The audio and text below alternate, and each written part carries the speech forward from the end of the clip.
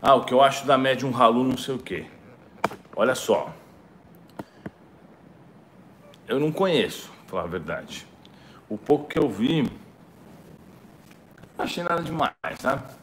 Não achei muito profundo. Mas não dá para eu avaliar dessa forma. Só que o que me disseram que parece que ela fica pedindo é doação. Isso não é legal, não, entendeu? Se realmente ela faz isso, não é legal, né? Porque, por exemplo, a pessoa quando ela opta por trabalhar na espiritualidade, seja na doutrina espírita, seja em qualquer tipo de espiritualidade em outras religiões, ela tem que compreender que o dinheiro não pode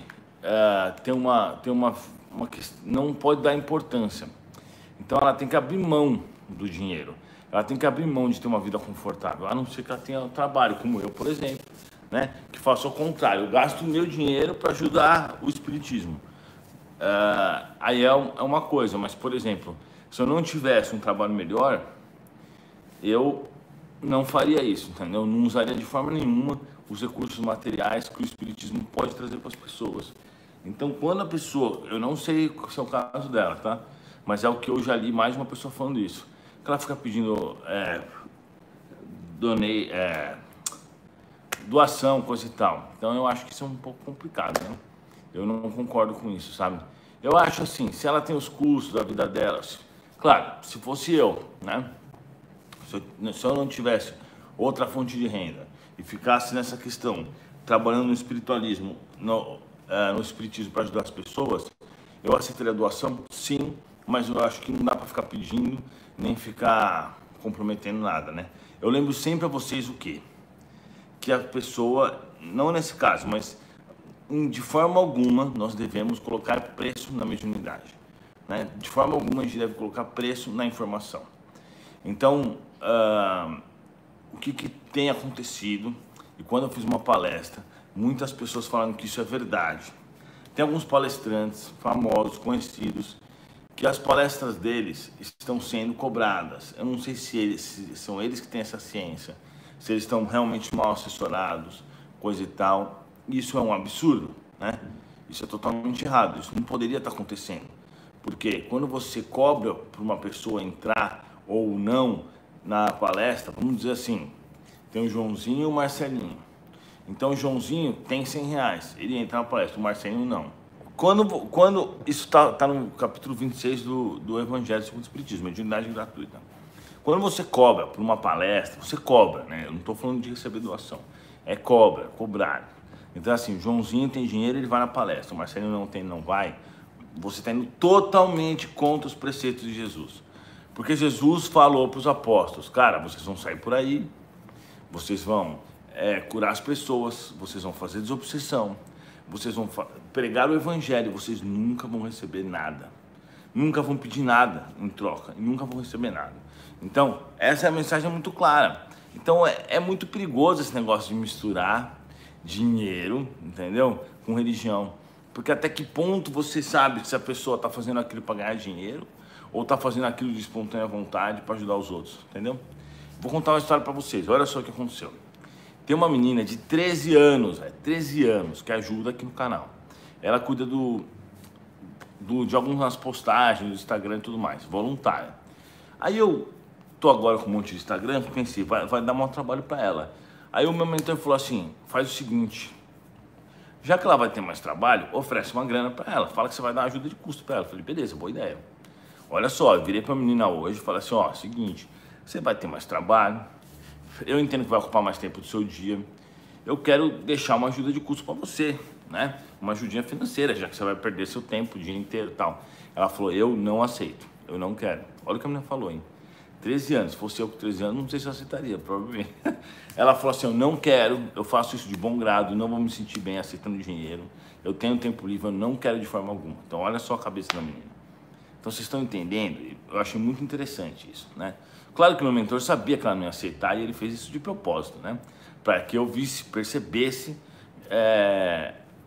qual é o entendimento de um espírito desse, de 13 anos, 13 anos. Então você percebe assim, mesmo ela, que é totalmente nova nessa encarnação, ela já tem essa ciência, que você não pode começar a misturar, bagunçar espiritismo, bagunçar com dinheiro, não sei o quê. Porque aí você já não sabe quando o cara tá fazendo isso para ganhar dinheiro, quando o cara tá fazendo isso porque ele gosta do espiritismo, e aí já não vale, entendeu? E infelizmente a doutrina espírita tá tomando esse caminho. Esse caminho onde existem aí os médios Nutella, elitizados que precisam vai fazer um seminário num resort que cobra não sei quanto. Eu sou contra isso daí, sou contra. Você tem que dar para todos a mesma chance, entendeu? Aí eu vi esses dias, eu recebi, eu não vou nem falar no nome de quem é os caras que estão fazendo palestra. Porque se eu falo, vai vir um monte de tonto me atacar. Mas eu recebi um convite quer dizer, um convite não, um flyer, sei lá como é que fala, falando assim, ó, você vai ter a palestra desse cara, é um final de semana em tal lugar, você tem que pagar X era uma coisa absurda, tipo R$ 1.500 por dia para você se hospedar naquele local. Então só os caras que iam pagar aquilo, que iam realmente conseguir ter acesso àquilo. Como que isso pode ser espiritismo? Isso não é espiritismo. Os caras são mercenários, isso é coisa de gente sacana, entendeu? Eu conto pra vocês, um dia me mandaram um banner lá, era uma federação, eu não lembro de qual estado que era, do Nordeste, e aí estava escrito lá, seminário não sei o que, R$ 300, não, era R$ 400, acho que era. Foi, vocês estão brincando, né? Entrei em contato com os caras, falei assim, ó, eu queria saber por que vocês estão cobrando R$ 400 num seminário espírita que deveria ser gratuito. Aí eles demoraram para me responderam assim, ó, a gente faz isso por causa dos livros que a gente tem que publicar, etc e tal. Aí o que eu fiz? Eu perguntei assim, mas que livros que vocês publicam? Porque eles não publicam nada. Aí sabe o que aconteceu? Não me responderam até hoje. Ou seja, nem eles conseguem dar uma desculpa para isso que aconteceu. Naquela época eu não era assim. Se fosse hoje em dia, eu mostraria para todo mundo que eles estavam tendo essa atitude. Eu faria uma live aqui falando, ó, o pessoal tá cobrando isso, cobrando aquilo, entendeu? Porque eu acho um absurdo isso daí, isso não é o certo. Estão comercializando o espiritismo da mesma forma que muitas religiões hoje são comercializadas, né? Então é assim, é complicado. Aí você vai ver os caras lá vivendo tudo do bom e do melhor. Eu vi nesse seminário, né? Computador novo, celular tudo novo. Claro, se o cara tá cobrando R$ 400 e vão 2.000 pessoas, a gente tá falando de R$ 800 mil. O cara vai gastar R$ 50 mil em aluguel do local, mais uma equipezinha de som, mais um hotel, não sei o que, vai sobrar R$ 750 mil. Agora eu te pergunto, o que um espírita faz com R$ 700 mil na conta? Pelo amor de Deus, né? Óbvio que tem desvio, é claro, não precisa nem fazer conta. Você não precisa não precisa pegar papel e caneta, que você faz as contas de cabeça, você já sabe que tem coisa errada. É show do Luan Santana, da Ivete Sangalo, pelo amor de Deus, né? O dinheiro sobe a cabeça e eles estão iludidos, porque na realidade, na cabeça deles, eles pensam assim, não tem problema. Começa assim, na verdade, é aí que tá, por isso que tem que cortar. Não é que eles começam já falando, vamos montar um centro espírita para ganhar dinheiro. Não é assim. Eles montam um centro espírita, estão lá. Aí um fala pro outro assim, ó, vamos fazer o seguinte, a gente teve aquelas palestras lá, mas ficou muito apertado o nosso caixa. Vamos cobrar R$ 20 das pessoas? O cara fala, beleza, R$ 20, não tem problema, né? Cobra R$ 20, beleza. Aí no outro mês, fala assim, a gente cobrou R$ 20, todo mundo pagou, ninguém reclamou, vamos cobrar 30, porque aí sabe o que a gente faz? A gente aproveita e coloca um estacionamento ali, pinta aquela parede, os caras falam, 30, beleza, todo mundo pagou.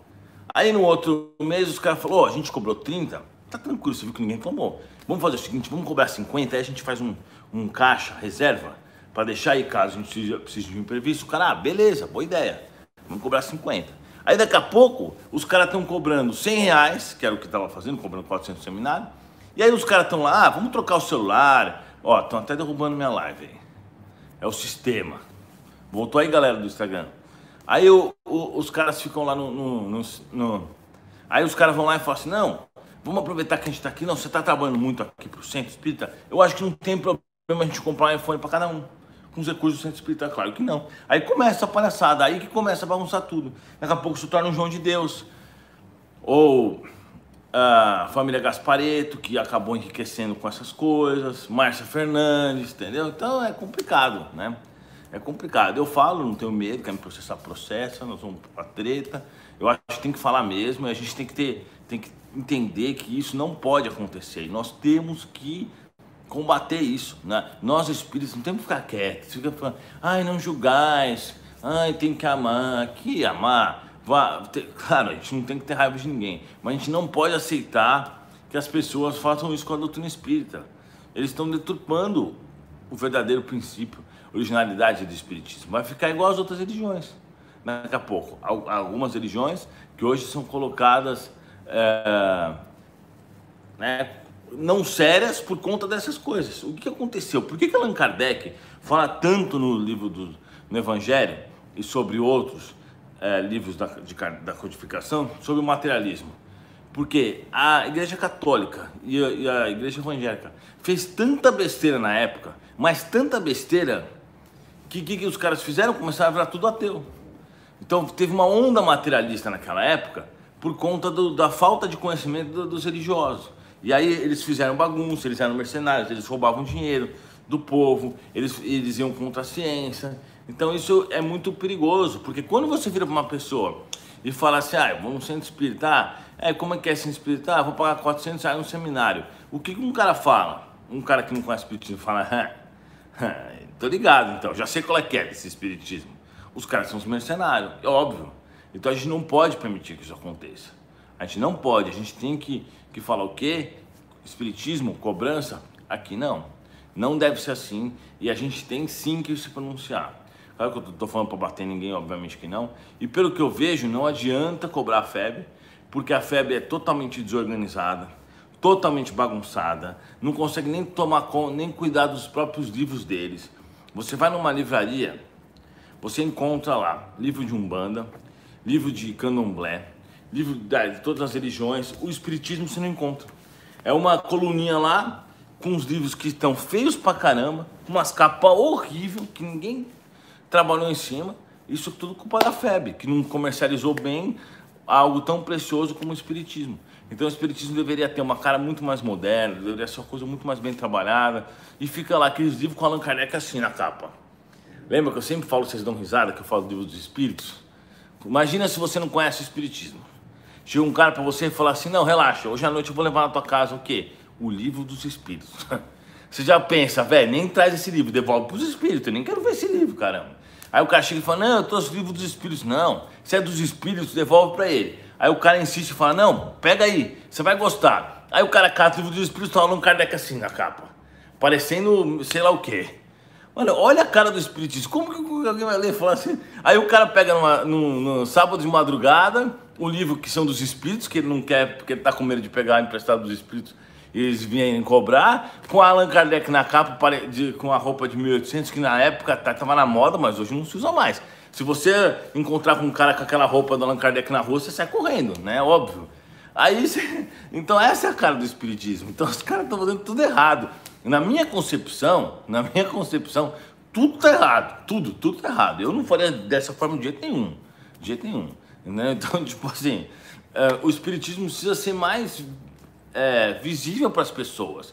Do jeito que tá é muito complicado. Como você vai convencer um cara a ler um livro desse? É muito difícil. Entendeu? Então é complicadíssimo. Aí você tem que convencer as pessoas a ler Violetas na Janela, que é uma leitura mais suave, etc. É claro que Allan Kardec, os textos são difíceis porque na época se escrevia dessa forma, então não tem jeito. Eu não sou a favor de ficar alterando o texto original. As pessoas que têm que aprender nesse caso. Mas o que eu sempre falo, palestrante espírita tem que compactar e tem que facilitar para as pessoas poderem entender. Não tem que complicar. O conteúdo tem que ser simples para que todo mundo entenda. Né?